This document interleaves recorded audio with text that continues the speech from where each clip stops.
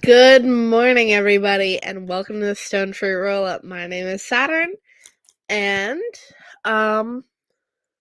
today we are playing UK All Day, which is one of our specials, which happens with Tony and Jill.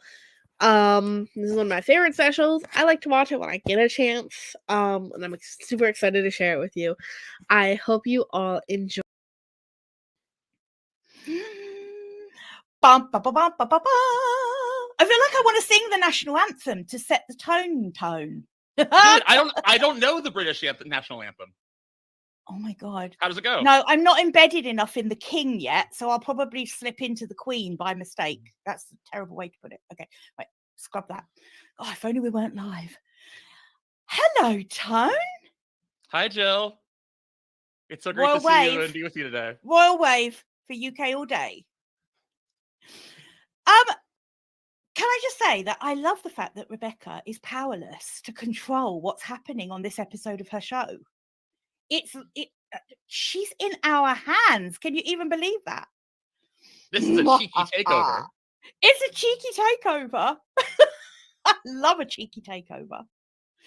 I was thinking, before we came live, how did UK All Day come about? And then I realised its little origin story, which was that Rebecca and I would be coaching together, and then suddenly she'd say, "Oh, hang on, Tony's got a quick question." And it would be something so random, like, what do people in the UK call the police? It's just something completely out of left field like that. And then, do you remember, we said, do you know what? That would make such a good show. The differences between the UK and the US. And here we are. We have now created this utterly inconsistent once in a while show. And I think there's something to be said for a once in a while show. Like, when it arrives, it's a delightful surprise. Right? I absolutely love that. I don't want people to know when the next episode's coming. No. I don't want them having the privilege of knowing the power of inconsistency. Thank you. We are leaning into the power of inconsistency. This is genius, Tone. I love it. So I want to know, we have got time today to relax, chat, have one of our most amazing conversations that just could go anywhere, because for those watching, you need to know that I have literally no idea what Tony's going to ask me. So here's the format for UK All Day. Basically, Tony has in his strange yet wonderful head an entire list of weird questions that he wants to know about us Brits. And I bet he's not the only one. I bet all my friends across the pond watching this are going to be like, oh, I've always wanted to know that. I mean, just on my mastermind call on Monday night, someone didn't know what fortnight meant. And at this point in the show, everyone in the UK is going, what? How do they not know what fortnight is? And everyone across the pond is saying, what? Fortnight? What's that? And that's the beauty of this show. There's something in it for everyone. Mostly us laughing at each other. And before we get started, I guess, how about we just say a quick thank you to Rebecca for letting us take over the Stone Fruit time slot, the Stone Fruit roll-up time slot. We so should thank her for that, shouldn't we? Yep. Thanks, Rebecca. You're going to regret it. Also, I feel like it's a nice thing to say something nice about her, and that something that she's always been wonderful, like how she's really great to me. Is it okay? She shows me how I am valuable to other people. She puts a spotlight on it. Tony, like, you are just such a nicer person than me. I love that. And now I've got to think of something nice to say about her. I'm joking. It's not hard at all. It's really not. It's really not. She's amazing. And I do love that she's giving. I love that she trusts us to take over her show like this. Isn't that lovely? I remember her saying that to me once about the podcast. And I was thought, well, of course I do. But now that she's entrusted it to us, to her show, to us, I can see what she means. It feels like a real privilege for someone else to let you have free reign on their show. Right? Totally. Yeah. So with that, Jill, are you She's ready? She's a good egg. She is a good egg. It's a real good Good answer. egg. So, Jill, are you ready for us to start moving toward the beginning of our of getting UK all day underway today? Tone, I was born ready for this. Great. Bring All it. right, Bring so it. here we go. UK all day, the show where a Yank asks a Brit everything about their funny little world across the pond.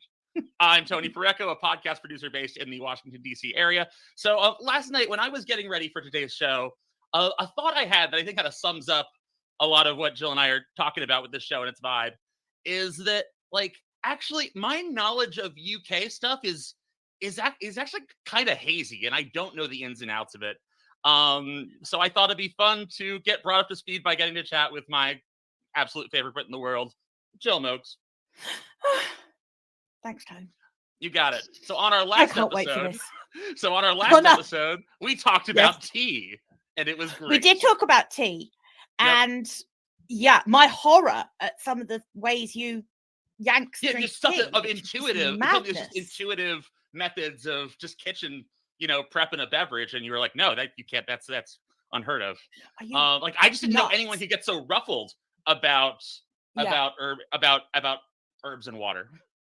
I don't think you really understood how seriously us Brits take our tea. I mean, it's like a religion to us. Well, really. How do you take your tea? We can't do that conversation again. It's fine. I just wanted to play with words. That's it. It's cool. Let's get away. Let's get away from angry Jill. All right, Jill. You know how heated that got me last time. Yeah, I know. So, Jill, are you and everyone else at home ready to find out what we're talking about today? I am so ready. This is my favorite bit. Okay, here it goes. Today, we are talking about, and I want to learn from you all about knights and knightdom. Oh, as in dark night at nighttime, or Knights of the Realm? Not as in like what it means to be dubbed a knight historically and now, The bigger question. So the bigger question is to learn more about titles. But the thing is we're going to start with knights and then move outward, because those knights are the questions I have the most questions about. Okay. So I hope I have the answers for you. It's cool. As always, if I haven't, I'll make up an answer. You won't know that I've just made the answer up, and you'll go away happy with some now utterly wrong information about British culture. But that's the way this show rolls. Cool. It's going to be great. So first off, I want to give a shout out to my podcast idols, the McElroy brothers, who in one of their recent seasons of their tabletop role-playing podcast, The Adventure Zone, it's in a fantasy world, and there's an educational institution referred to as Clyde Knights Night School. Clyde Knights Night School. I love that. So I thought that was pretty good. Yes, okay. I like it. Okay, so and like my interest in knights was prompted by the recent, gross headlines about all of this consort business and what people are referred to and stuff. And so what does it mean to be knighted, like in the present day, like Sir Paul McCartney, Sir Elton John? How does one end up a knight? What does it mean to be knighted, especially in the present day of 2023? And then we'll go back, and I will ask, Jill, what's your understanding of what it meant to be a knight 100 years ago, 200 years ago, 300 years ago? Right, yeah, because they're two really, really different things, aren't they? So becoming a knight now is, and this is where there will be, for those watching, there's going to be a tiny bit of truth. Some of it will be me making it up, but that's okay. Go with it. Right. So for me now, being a knight, it's decided by the king. So the king will, I think at the end of the year, consult with his advisors, and they will look at Britain as a whole in terms of who has made a fabulous contribution to British life. And they'll have lots of different categories. So they'll be like, okay, who's our favorite sports person? So it's who's our sort of like, let's go with it. Skip over anything I don't sound like I'm sure about, because like we can't edit this out, so we've just got to go with it and sound confident. You're doing great, Jill. Back to you. Okay. Yeah. So anyway, and then it will be like our favorite actor, and this is the king saying, okay, who's my favorite Head of industry. Oh, yeah. Oh, don't know. Branson's had it before. We're not having him again. Like the you king. mean Richard Branson? Wait, you said Is there Branson, another? Branson? Is there another Tone? I Richard mean, Branson's like our. All right, know just 'cause you've got your Tony Robbins, you've got your Elon Musk. Give us Branson. Love of God. Okay, like, so I only know of him as I have gone to a music festival he put on for free, the Virgin Free music festival. I went twice, actually. Yes. It was great. But I've never stayed in a Virgin hotel. I've never flown a Virgin Airlines. I just don't have much immediate connection to Branson. But okay, he's one of our heroes. And okay, tell us about his herodom. Like, as in, like, what did he do? As in, why was he made a knight? Like, what would you sum him up? Tell us about your love, and like, is he a knight? Is that what you said? I don't know. I think he is. Can someone watching please put in the comments? Can you Google it and put in the comments whether Richard Branson is a knight? Otherwise, that's actually a note about this show is that you can just Google this stuff, or you can talk to someone incredible. You can Google it and get the true answer, or you can ask me and get my version of the answer, which involves the king sitting at his kitchen table thinking, oh, who shall I make a knight? No, actually he'll go, who shall I make a knight this year? And like, in my head, that's what happens. And then what happens next is they'll get a letter from Buckingham Palace say, hey, guess what? You're the lucky winner of a knighthood this year. Roll up to Buck Palace on date. Someone has said Richard Branson was knighted in 1999. Yes, he is, Sir Richard Branson. Although, to be fair, I think Jimmy Savile was knighted as well, which kind of like, and he's now, I mean, he's dead now, but also he was a paedophile. So that's like brings the whole conversation down. We don't talk about him as knights. And this, of course, is the danger of the knighthood in Britain. It's like we make people knights. And then they could get cancelled? And then they do something really bad, and then we have to cancel them. Yeah. Which I guess is one of the differences between knighthood now and knighthood back in the Middle Ages, when they didn't have social media in the way that we know it. It was more like a bird with a message. So Jill, do you know how many knights are there right now today on this earth? Today on this earth there are I got two, like Paul and Elton. 710. Okay. And how many get designated each year? 42. Are you making that up, Jill? Yes, I'm making it up. Of course that's fine. Totally fine. God. So okay, something, Jill, we're gonna get you out of this. You're doing great. Now something that I see something that's particular to Brits is tabloids and news gossip. Is there ever much in the way of night rumors, night chatter, night gossip about who's expected to be knighted? Yes. We always get. It's a little bit like, it's very similar to who's going to get an Oscar. It's going to be like who's going to feature in the list. Like, sometimes I think what happens maybe is that the king, when he's at his kitchen table writing his list of people who he's probably going to knight, I think probably what happens is like the butler comes in, takes a sneaky photo and leaks it to the Daily Mail, and they then publish it of like, who's probably going to be made a knight this year. I think that's what happens. I'm not 100% sure, but that would make sense. And I was curious about this because you said that the to be knighted receives a correspondence in the mail. I was wondering about like the staggering of information being like, oh, do they find out in advance, or do they find out with all of us common folk as well? But they do get the note. They would find they would find out in advance. They would get a beautiful, parchment letter from Buckingham Palace, bit like you get if you turn 100. Oh, I don't know if that's going to happen now. Basically, when we had the Queen, if any person in Britain turned 100, they would get a telegram from the Queen And then obviously when telegrams became too That's old-fashioned, cute. Send I an old think it person turned into a letter. using an old-timey medium. Isn't that just so nice? Yeah. So that used to be a really common thing. Would be like if people would say, oh, you know, if someone was like 99, oh, they're holding on for their letter from the Queen. So I don't know if the King's still going to do that. Maybe. Yeah, I hope so. I'll probably write to him and suggest it.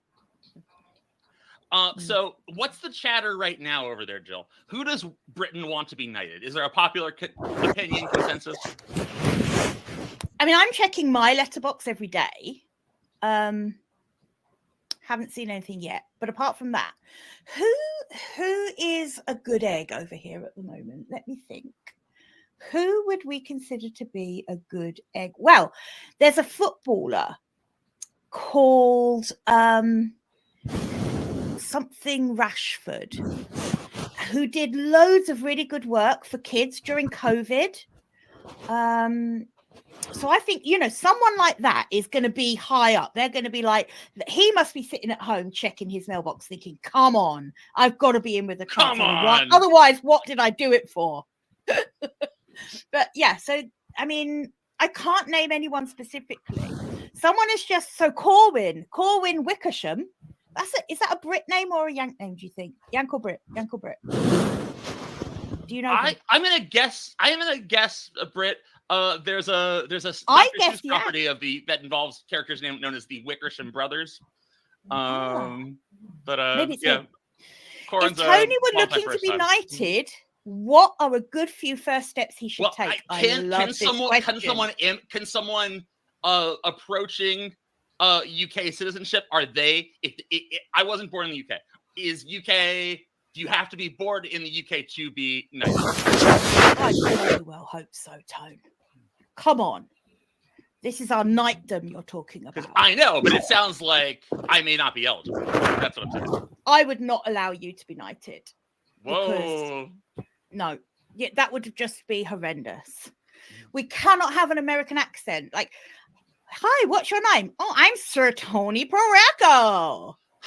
And actually, like, Jill, and you know, something a professor of mine in college said is that you never feel more American than the moment you step like off a plane in like a new country.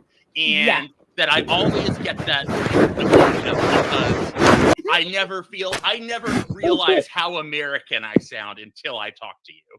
And I do my impression of you.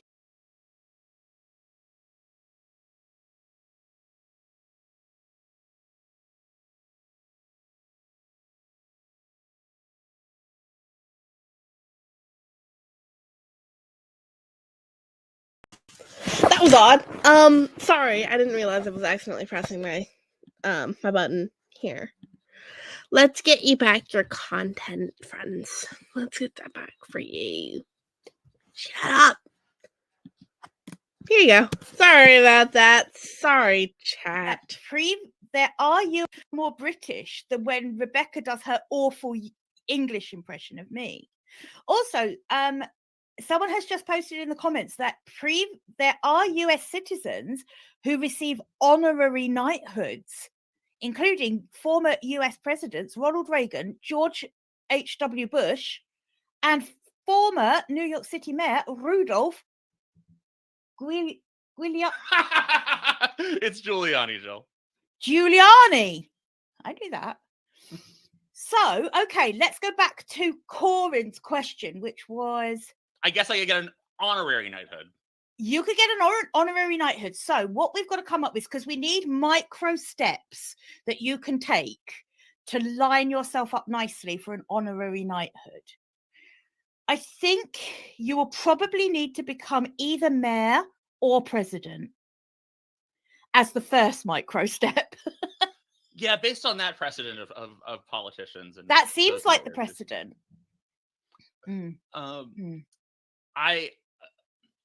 I mean, just gotta. I mean, so the next question, I guess, would be: have there been any American entertainers anywhere in the pop culture whatever who would have had honorary knighthoods. I guess someone tell us in the chat. Look that up. Any honorary Americans? It's like who I think like we've got Sir Elton John. He's a Brit. Right.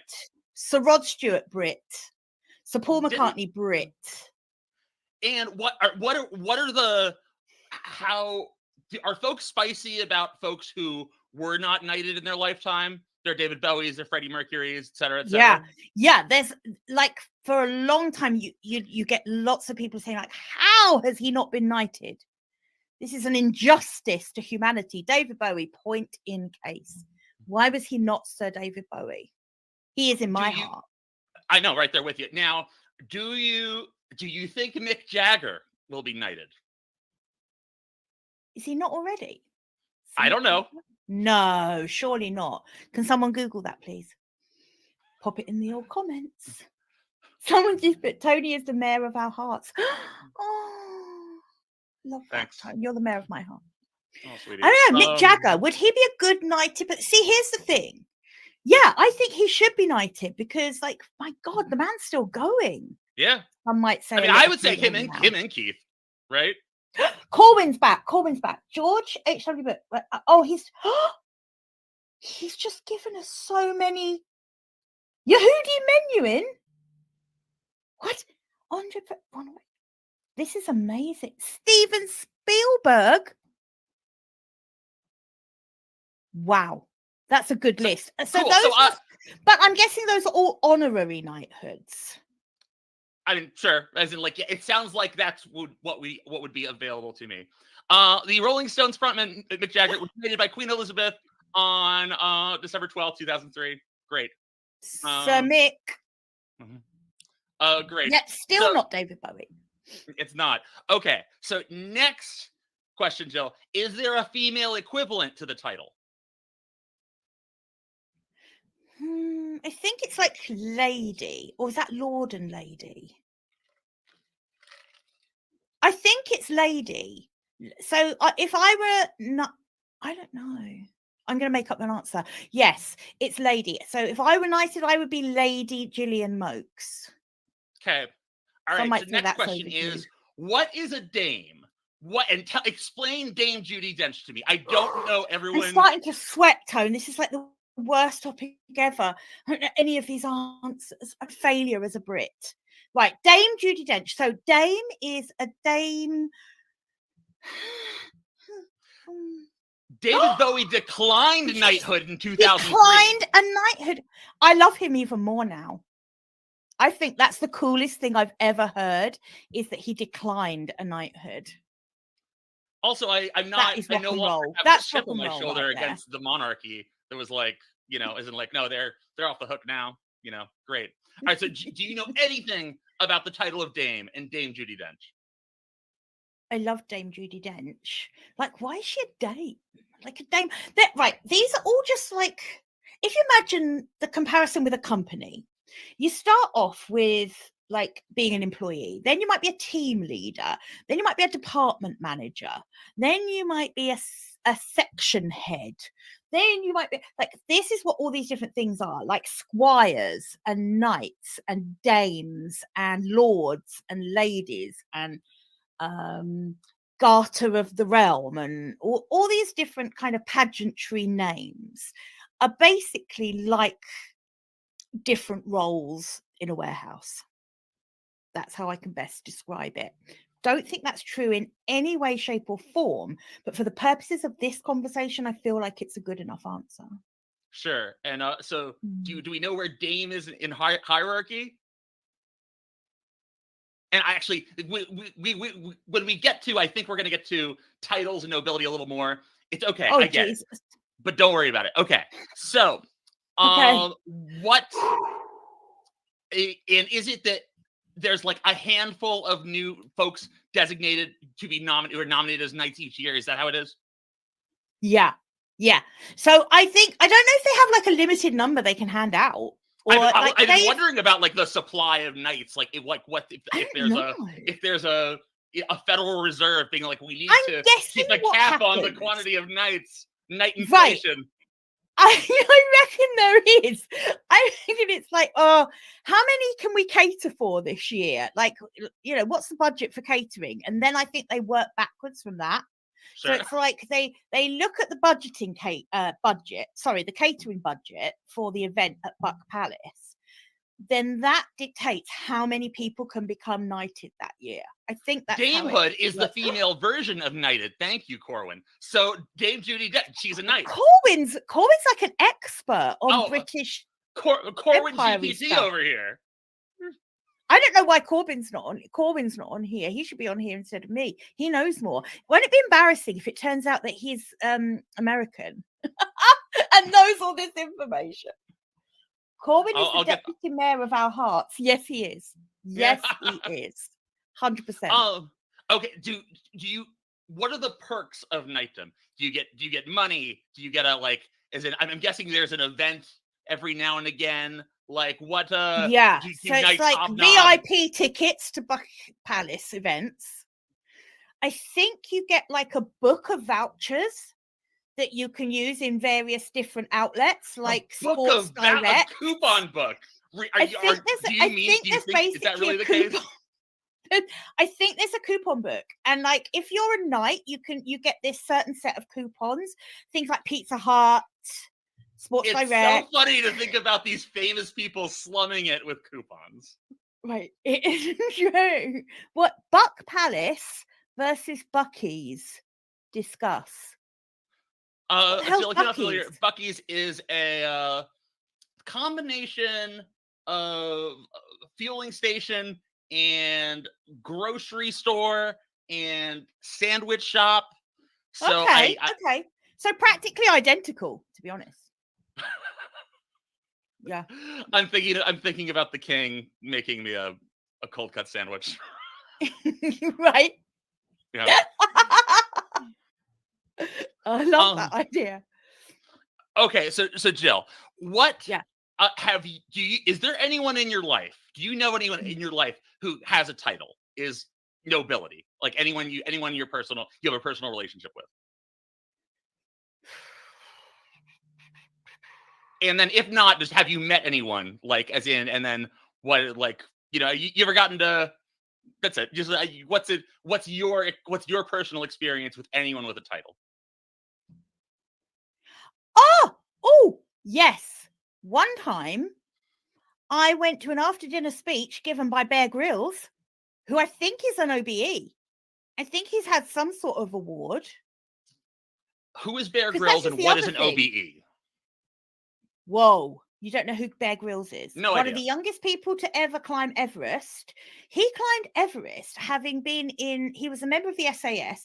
He then broke his back in a skiing accident and then went on to become the youngest person at the time. Younger people have climbed it since, but at the time he was the youngest person to summit Everest. And he got some award, like OBE maybe. He now makes a lot of TV survival type programs about where they drop him off into the middle of nowhere.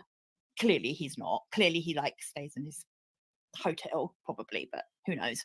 But they drop him off in the middle of nowhere and he's got to get his way back to civilization. It's like they drop him off and 10 minutes later he's having to drink his own urine. Like literally that is the format of the show. Some of those shows are getting wilder and wilder. Like I think, as in you are dropped off naked in one of them. Oh yeah, Naked and Afraid. That's the one. Yeah, we have that one over here too. Is that your go-to when you're not watching Love Island, Jill? I've never. This is my claim to fame. Practically, I've never watched an episode of Love Island. Not one. I feel like I've let you down, Tone. No, don't split. In your head, that's all we do over here. All I hear about is Brits loving their trashy, their trashy reality. Oh, now if you talk to me about Real Housewives of anywhere, I'm all over that. Like literally all over it. I feel like I know them all. Yeah, but Love Island, no. So Jill, we're gonna pivot now, I think, to actually some discussion about broader nobility and monarchy stuff. Oh no! And no, it's okay. So I have thought about this, about how to keep things on the up and up punching up. Mm. Keep calm. We're gonna keep Good. calm and carry on. Like, don't worry about it. Keep calm and carry on. You know that's Yeah. our motto. Yeah. Mhm. Yep. Okay. So, what I want to ask is, what glimmers of like hope, acceptance, like what are y'all okay about or looking forward to about the future of the British monarchy? Because like it's set like how is this going to reveal itself of something new and sufficiently functional, being like that these aren't, like you've got to land somewhere to keep this tradition that has meant so much to you all for so long. Yeah, that's a really good question. I think what's going to happen is that I think the king probably will change a lot of things. I think the first thing is that I think he's probably going to do a deal with Travel Inn or Premier Inn or Travel Lodge, because there's a lot of rooms at Buckingham Palace that aren't used. I mean, those rooms could be used for much better purpose. So that's one thing I think will happen. So you mean think you could book a hotel stay at Buckingham Palace? Is that what you're saying? I think so. Budget, like I don't think he's a very, very charitable person. I don't think he's going to put a high price tag on this. So I feel like you could do a stopover and just get the bus there from the station. They'll open up the gates for the bus to go right up to the door so that people can just stay there. That's one of the main changes I see the king bringing in, to be honest. I think, what other changes do I think will happen? Do you know who I think we're going to see more of this year and in the years to come? Edward and Sophie. I mean, literally, we just don't ever see or hear anything about them. And then when the Queen was like in her last days, suddenly it came to light that she and Sophie had been besties. And like, we did not even know this. So I think they might, that's my prediction. They are going to rise from the ashes of invisibility. Who are Edward and Sophie? Edward is the Queen and Prince Philip's youngest child. So Charles is the eldest, then Anne, then Andrew, then Edward. When I was young, my mum used to tell me that I was going to marry Prince Andrew. I mean, like, not so funny now, but at the time, I was like really excited about that because I thought she was actually serious. I thought I was somehow lined up to marry him and become a princess. Turned out not. Jill, what are y'all Brits excited for right now? Just in general, like what's in the zeitgeist? What's on your mind? And also, I love that I'm answering on behalf of all Brits. That's my favorite thing. That's part of the point here. This is the point. Take lady off the street. Like, speak for all of us. Right. So I just want everyone watching to understand that when I answer this question, I genuinely am giving your opinion.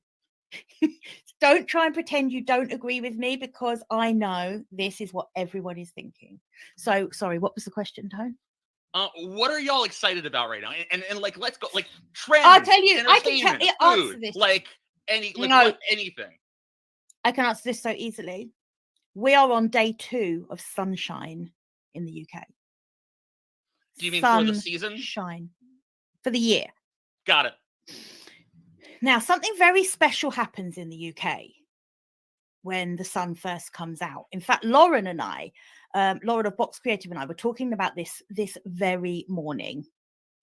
And something very strange happens. And she was telling me that she did see a phenomenon yesterday. And this is very common at the beginning of the sunny season in the UK.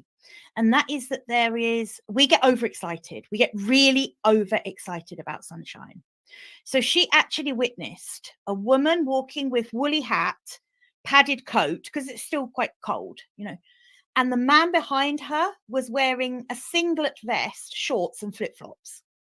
And that is how overexcited us Brits get about the weather. Now in London at this minute, I can tell you the temperature. Let me see. 12 degrees. It's 12 degrees right now. But in London right now, in Hyde Park, people will be sunbathing. I will guarantee that. They will be lying on blankets sunbathing, because that's what we get the most excited about, is weather.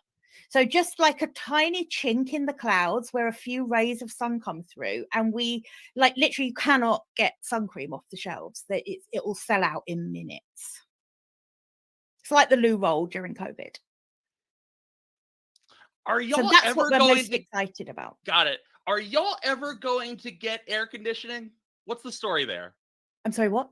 Are y'all ever going to get air conditioning? Isn't it the case that there's just there's never like air conditioning is everywhere here, and that is not I know the case one person in the UK with air conditioning, and that is my sister, because she's very precious and has to sleep in an optimally temperatured room. But no one else I know in the UK has air conditioning other than offices. No one. There would be literally no point, because it never gets hot enough. Well, it does. Like, it gets freakishly hot some summers, but we just put up with it. And then it gets freakishly cold too. And then we just put up with that as well, because obviously we can't afford to heat our houses anymore. So yeah, no, we will never get air conditioning over here, ever. Now, does that create more interest or discussion in like your fan setup? Are y'all always on the lookout for new fan gadgets? Yeah. Like I think we're now like a 5-fan household. So, you know, where we used to be like a 1-fan household, and then it was like arguments and moving the fan around the house. And then we had like a really hot summer 2 years in a row. So we had to invest in more fans. So like, let's give you a little demo. This is my anti-menopause fan that sits on my desk, plugs into my computer. Nifty. But then we have, for the summer, we have big fans. Some people live in the dream, have ceiling fans, but I don't think I actually know any one of those. Jill, I've gotten very into fans myself. Tone's gone. Come back, Tone. Yeah, I can't do this on my own. I was coming back to show you all of my What fans. are those? These are maracas. These are USB Oh, no, fans. fans. So like why have you got so many fans? Okay, here's the story. Some stuff you don't put in the dishwasher. So what I do is then I will take a fan, wrap it around my sink faucet, and then blast it at the stuff that I want to dry, so that it doesn't take like all night. So genius. Yeah. Utterly genius. Also, so Jill, my refrigerator my freezer doesn't have an ice maker. So I bought a portable ice maker. And so, when you're done, you need to dry it out. So what I do is I clamp this guy onto it to just blow it out, because, then it gets nasty less fast. I just didn't think I could love you any more than I already do. Who knew? Now that I know you're the owner of like 6 fans and have multiple uses for them, all identical. Oh, yeah. There's 2 floor, and there's 2 floor to ceiling fan. But yeah, so I mean, as in, I am always on the lookout. Oh, I have a wear it around your neck fans, like it's a USB. It's lots of fun. Oh yeah. But hold on. Wear it around your neck, but it's a USB fan. So you have to put it around your neck and then sit really close to the plug. Well, no, just for charging it. Standby. Oh, thank God. Oh, this is a revelation. People, hey, Tone, I'm thinking we need to get sponsored by some kind of fan manufacturer for this. That is a fan.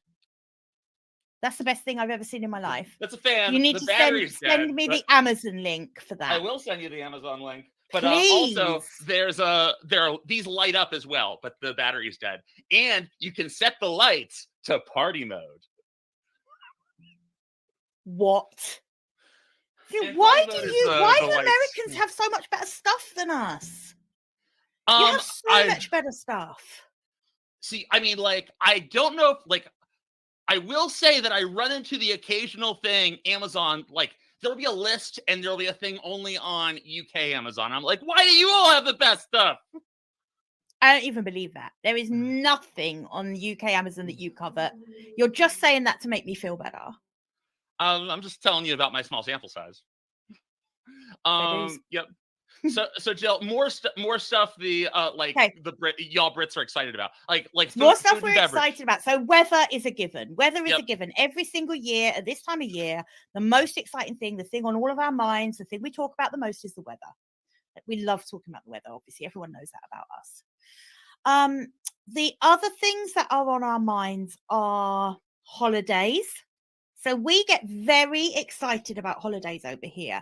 And we often get too excited about holidays and then we go a little bit mad when we go on holiday. Brits don't have a very good reputation as holiday makers because it's like we don't get very consistent sun over here. So when we do go somewhere where there's a lot of sun, we tend to kind of like just lie like a salamander for a week until we have second degree burns all over our body, can't actually function as a human anymore, and then have to drink an awful lot of alcohol to numb the pain. And that's kind of why Brits abroad are so badly behaved. But do y'all still are y'all folks who still have bank holidays? And what is a bank holiday? Like, what does it mean for what? Yes. Why does everyone pretty much get a day off? For whatever. Right.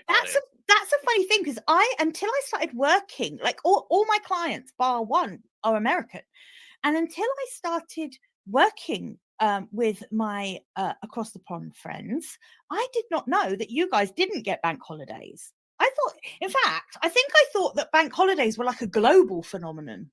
They're not. So a bank holiday, they happen like, say, at Christmas Day and Boxing Day are bank holidays. And they're called bank holidays because back in the old days, they would be the only days that the banks closed apart from Sundays. So I can't really remember what the origin story. I bet Corbin probably knows. He's going to pop back in a minute with like, interesting little anecdote here about bank holidays. I do want you to do that, Corbin, please, if you're still watching. Unless you've got off. Corwin is the third member of UK All Day. Corbin is like resident expert. He's like, he has to come back. We're gonna have to track him down. He's got to come and be our resident expert for bringing a little bit of sanity to the answers. But bank holidays, I think it was like originally just because it would be the only days that the banks wouldn't open, and they happen two at Christmas. Then the next bank holiday happens like Easter time. We have like Good Friday and Easter Monday are bank holidays. Then we have a bank holiday like randomly at the end of May, just for no apparent reason. Then we have a bank holiday at the end of August for no apparent reason. Do they occur on Mondays or Fridays typically, or is there ever Mondays. one on like a Wednesday? They're always they're apart from Christmas, it's whenever Christmas Day and Boxing Day fall. Easter, it's Good Friday and Easter Monday, and then all of the rest of the bank holidays are always on a Monday. And when something really special happens over here, we get an extra bank holiday. What is that special something that needs to happen? The Queen died. We got an extra bank holiday. We've got an extra bank holiday coming up next month for the King's coronation. Extra bank holiday. And I remember, like, before I had my own business, I remember, like, when I had a job, it was just the best thing ever when you got an unexpected extra bank holiday. Obviously now, because you selfish Americans don't have bank holidays, now I end up working on bank holidays, so they mean nothing to me. But yeah, back in the day. Jill, I just realized now that at the moment, this is actually a UK All Day question that's been in my mind for a long time now. That a bit is just. I'm glad I'm getting to it now. I think you'll get this one. What is Boxing Day? I don't know what it is. I don't know what the story is. Why is it called Boxing Day? What's the history? What is it celebrating? What is it observing? Hang on. Do you not have Boxing Day? Not only on like my Google Calendar, like auto filled in. What? You don't have Boxing Day. 26th of December is not Boxing Day in America. We call it the day after Christmas. What? I didn't even know that until this. I was this minute old when I found that out. So what is Boxing Day? Basically, in the olden days, the day after Christmas would be a day where in every village, far and wide, people would come together into the village square and there would be a boxing match. And it would be a traditional day after Boxing Day kind of celebration thing that the village would come together for. And so it became known as Boxing Day, and it therefore became a bank holiday because obviously everyone did. No one wanted to work the day after Christmas. They all wanted to go to the boxing matches. So there would be boxing matches, like fights. Yeah. Yeah. To what is boxing, is that still a big sport in UK, or is it? Yeah. And is it, to what extent is it just pageantry now? Like, is there boxing? Oh, on we Boxing don't do. Day? No, there's no boxing matches on Boxing Day anymore. I like that No. because I think it's a terrible sport. Because we go to Vegas to box now. You go to Vegas to box. Do you mean to I think watch the so. fights? Do you mean to watch the fights or to go fight? I think boxers now mostly box in Vegas. I'm just Okay. basing that on the last. When you say we go to, thing I you mean heard. people Brits who box. Yes. Okay. Not me personally. I've given it up. But Okay. yeah, I think people who box go to Vegas. Got it. I think. Okay. Got it. So Good it question, was though. Like so that one. Boxing Day, to sum it up, was a day. It's the day after Christmas, and it's sort of another day off where there would be boxing matches, and that's what everyone would go do on that day. And so that's why it's called Boxing Day. Right. So basically, in the old days, you used to either go and watch boxing matches in the village square or hangings, both equally as popular with the crowd. But I suppose maybe they thought, oh, hanging, not really appropriate, day after Jesus's birthday. Let's do a boxing match instead. Cool. So wait, what are the other big UK holidays? Like, as in, gosh. Well, Easter. Like Easter's quite big over here. We've just had Easter, and like what did y'all do for Easter? What was your Easter about, Jill? Chocolate. Ate chocolate. That's all we do over here. That's all you did? Is that what you did too? We're not a very religious country. Like, some people will go to church, obviously, but I'm not religious, so I don't go to church. But I do take part in the celebration so that I can have the chocolate. And we just do good things like enjoy the bank holidays. So Easter's a good one. I quite like. Yeah, Easter in England is a non-stop chocolate fest. Like, kids get like 10, 12 Easter eggs and then have to plow through them. Like as you know, my son James is autistic, so literally it's a minefield, because if he sees all the eggs he's getting on one day, that's it. You know, he's not moving from the dining table for 3 days while he plows through them. So we have to ration them out. What is tell us about the UK's taste in chocolate? Like, as in, are y'all mostly this is a really good kind question. What do you like? What do you and you personally, as in, speak for both everyone and then yourself? Well, I feel like those are the same thing, because, you know, there is one truth, mine. So the best chocolate is the really, really overly processed Cadbury's. Yep. Cadbury's Dairy Milk is your gold standard overly processed chocolate. Sure. None of this like 90% cocoa solids rubbish, because everyone knows that tastes horrible. Like, no, don't give me that and pretend that is a nice bar of chocolate. It isn't.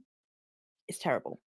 I mean, so Jill, I'm a dark chocolate guy. My only gripe with the like dark cocoa stuff is that the bars are so like tough. They do not break and they do not melt at all.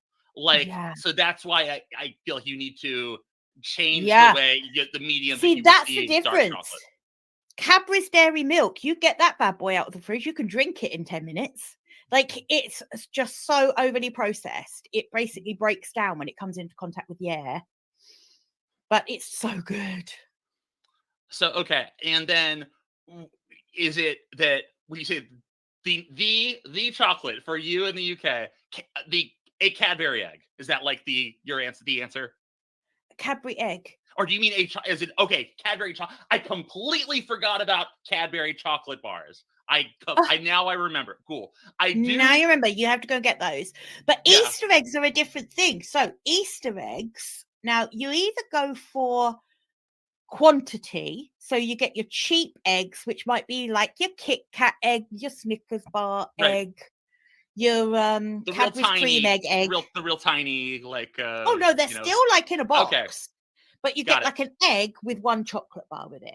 Got Or you go for quality. So one of our favorites over here, I don't know if you guys have this over there, but one of our favorites over here, speaking for the whole of the UK, is Lindor eggs. Do you have the red Lindor with the like round baubles of chocolate and they melt in the middle? We have Lindor truffles, I believe. Which Yes. I first got to know about was they would be for sale, that you could buy them as individual truffles at Borders Books. And with all the different flavors of them. Exactly. Yep. Yeah, we have that over here too. We have something in common. We got there. Cool. I can't do that. How'd you do it? Like that. Like that. My hands don't do that. What the hell am I doing wrong? Oh, like that. Okay. Oh, okay. Jill, can you do a tongue trill? Well, that. Like the with your tongue. Oh. Like.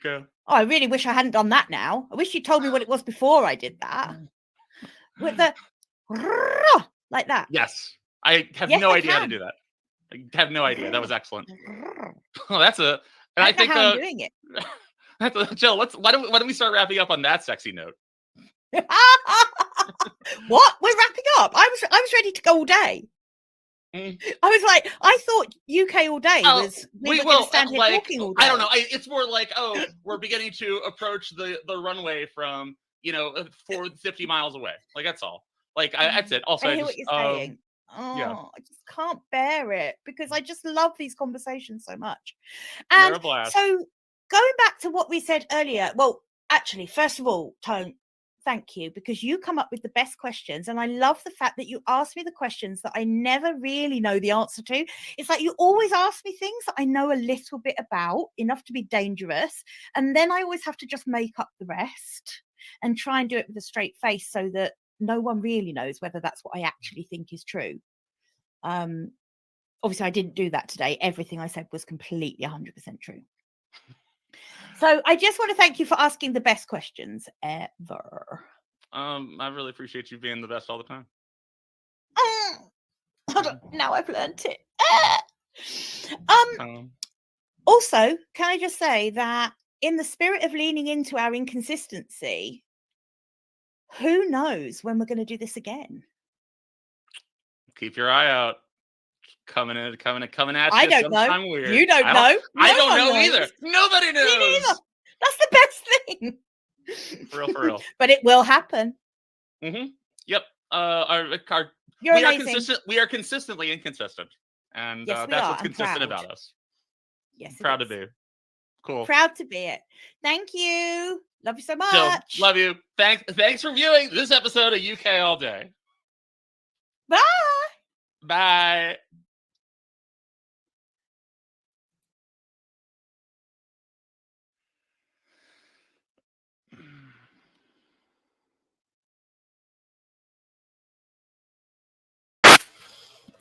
I love them so much. All right, well, if you enjoyed that as much as I did, please make sure to subscribe and join our Discord, which is down in the description, along with a lot of links. Free links to support different families. Talk to you guys later. See you soon. Bye.